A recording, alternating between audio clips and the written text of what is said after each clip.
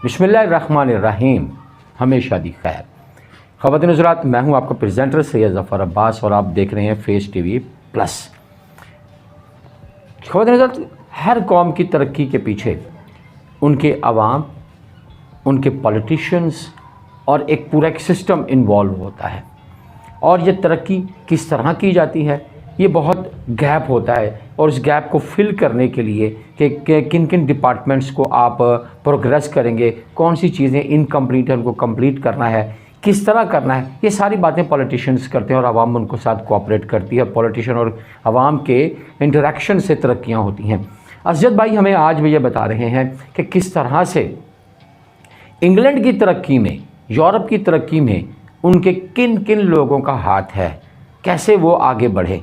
चल के वीडियो देखते हैं फिर बात करते हैं। चलिए देखते हैं वीडियो। जी अस्सलाम वालेकुम जी। वुडस्टॉक रिवर पे वॉकशॉप भी हो रही है और ठंड भी आके लग रही है, लेकिन कुछ दिल चाह रहा है कुछ थोड़ा सा बातचीत भी की जाए। तो एक अपने मुल्क से, ये थर्ड वर्ल्ड कंट्री से दूसरे मुल्कों से कंपेयर किया जाए कि वो क्यों इतनी तरक्की कर गए, तो उसमें कोई बहुत बड़ा फ़र्क आता है कि हमारे मुल्कों में क्या होता है, दूसरे मुल्कों में क्या होता है। इसी तरह से एक मार्गरेट थैचर की बुक थी the Downing year. The Downing year में उसमें ये वो बताती है कि वो अपने पूरे उसमें तकरीबन 4 घंटे भी नहीं सोती थी, इतना अपनी कंट्री के लिए काम कर रही होती थी। तो उनके जो सेक्रेटरीट में स्टाफ थे, वो पूरे मुल्क को जो चलाते थे वो सिर्फ 70 थे। कितने थे जी? 70। मार्गरेट थैचर की जब वो उसमें 10 डाउनिंग स्ट्रीट पे 70 लोग थे जो ये मुल्क को चला रहे थे। अब आप अंदाज़ा कर लें कि तब सारी कंट्री जो थी वो इस 70 लोग जो थे ये चला लेते थे। अब उसमें जो था, जब कोई गेस्ट आ जाता था मार्गरेट थैचर के उसमें, तो वो खुद ही जाके, कोई नौकर वोकर नहीं था, कोई नौकर वोकर नहीं था, फिर कह लो कोई नौकर शोकर नहीं था, 70 लोग थे और वो खाना वाना खुद बनाती, सब कुछ खुद ही करती थी। और उसे कोई एलिवेटर नहीं थी, अप एंड डाउन जाने के, स्टेज पे जाना होता था। तो वो जब जाती थी तो खुद ही जाके तो उधर बैठ के वो अपना जो भी कुछ बनाना कुछ करना खुद ही करते। उसी घर में वो दोनों मियाँ बीवी रहते थे। और आप ये हिसाब लगा लें कि एवरी डे 4-5,000 लेटर आते थे जिनको वो रियली तमाम उनको देखती थी, और जिसका जिस पे एक्शन लेना होता था तो फौरन वो एक्शन भी लेती थी। अब आप ये बताएं, और दूसरी सबसे बड़ी बात ये देखें कि वो उसकी जो करीबी फैमिली थी वो करीब ही रहती थी, 10 डाउनिंग स्ट्रीट के करीब रहती थी, लेकिन वो उनसे मिल ही नहीं सकी अपने काम की वजह से, अपने उस मामला की वजह से। वो अपने फैमिली से, उसको बहुत दुख होता था कि मैं ये for the prosperity of country से सब कुछ कर रही हूँ, लेकिन अपनी फैमिली से नहीं मिल पाती।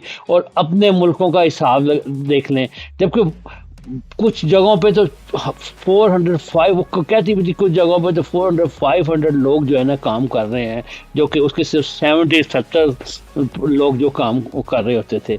तो तरक्की कैसे नहीं होगी कि वो, मतलब कोई नौकर नहीं, कोई कुछ नहीं, खुद ही पका रही हैं, खुद ही कुछ कर रही हैं और अपने हिसाब, अपने मुल्कों का हिसाब लगा देगा।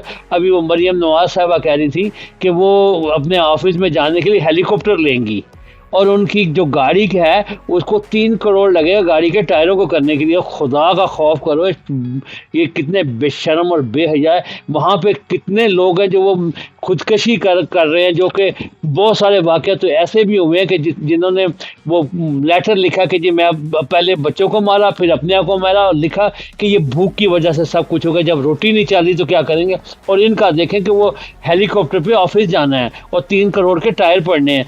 या अल्लाह तौबा, शर्म इनकी आनी चाहिए इनको। और अब इनका बस, अब उसी के जो इनका जो फर्स्ट जो टॉप का बंदा पर्सनल सेक्रेटरी होता है, जो सारी चीज़ों को डील करता है, उसके बाद उसका प्रेस सेक्रेटरी होता है। प्रेस सेक्रेटरी जो था वो दूसरी पार्टी का था, लेबर पार्टी का था, लेकिन for the prosperity of country की इस्टेब्लिशमेंट के लिए वो मिल के काम करते थे।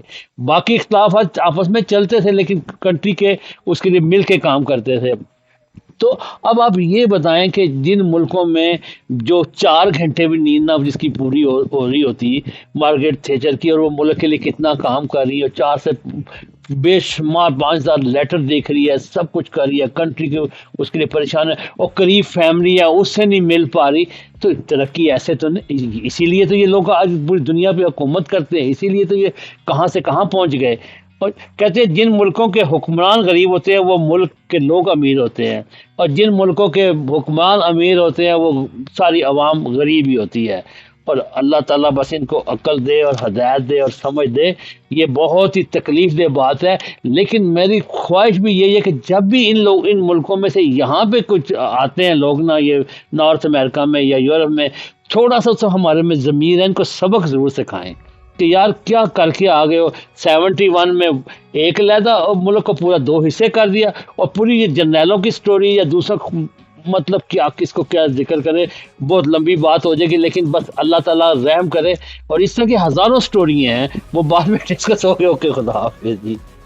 जी खबरदार हज़रात, इस वीडियो में असद भाई ने ये बात हमारे सामने रखी कि मार्गरेट थैचर जो कि इंग्लैंड की एक वज़ीर आज़म थी, ख़ातून थी, किस तरह दिन रात की मेहनत शाका से उन्होंने इंग्लैंड की तरक्की के लिए काम किया। अब इंग्लैंड की तरक्की क्या था, कई सालों से उन्होंने पूरी दुनिया पे हुकूमत की, लेकिन फिर भी काम कंप्लीट नहीं होते। बहुत सी बातें हर साल हर लम्हा अधूरी होती हैं, जिनको कंप्लीट करने के लिए दिन रात मेहनत करना पड़ती है। बिल्कुल वैसे ही जैसे हमारे यहाँ कायद-ए-आज़म मोहम्मद अली जिन्ना ने अपनी कौम को बनाने के लिए दिन रात मेहनत की और लोगों की ईमानदारी का, हर काम का दर्स दिया, हर पॉजिटिविटी का दर्स दिया, लेकिन कुछ ना बन सका।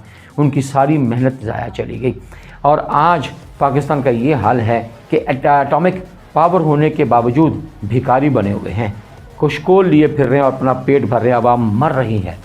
लेकिन मार्गरेट थैचर की तारीफ़ आज भी पूरी दुनिया करती कि खातून होकर उसने इंग्लैंड को इतने अरूज पर लेकर गई। यकीनन ये आपको वीडियो अच्छी लगी होगी, तो प्लीज़ सब्सक्रिप्शन बनती है, अगर तो आपने मेरे चैनल को सब्सक्राइब कर दिया, थैंक यू सो मच। अगर नहीं किया तो प्लीज़ सब्सक्राइब कर दीजिए और इस वीडियो को लाइक और शेयर कीजिए। इजाज़त दीजिए अपने प्रेजेंटर सैयद ज़फ़र अब्बास को। मिलते हैं अपनी अगली वीडियो में। अल्लाह हाफ़िज़।